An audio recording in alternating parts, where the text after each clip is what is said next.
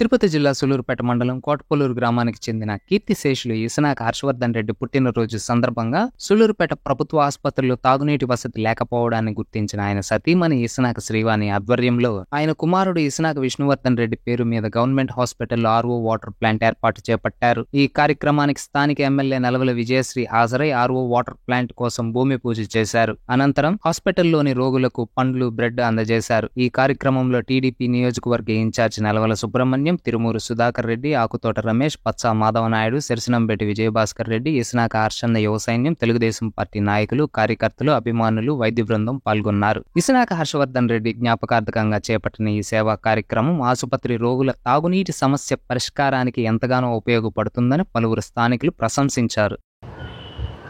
1996లో నేను పార్లమెంట్ సభ్యుడిగా నా రాజకీయ జీవితం ప్రారంభించినప్పటి నుంచి 2019 ఎన్నికల వరకు ఆయనతో పయనించాం.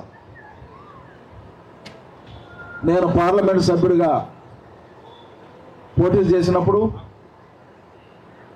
అంతకు మునుపు 94లో జరిగిన ఎన్నికల్లో 19,000 ఓట్లు మెజార్టీ వస్తే తెలుగుదేశం అభ్యర్థికి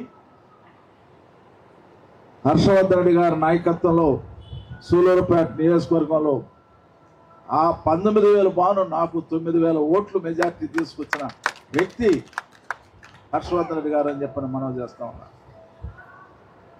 శాసనసభ్యుడిగా పోటీ చేస్తే నా వెన్నుంటుండి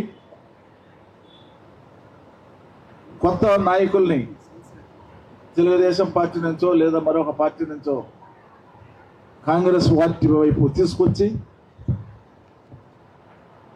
నా విజయానికి కృషి చేసిన వ్యక్తి శ్రీ హర్షవర్ధన్ రెడ్డి గారు అని చెప్పని కూడా మనం చేస్తా ఉన్నాం.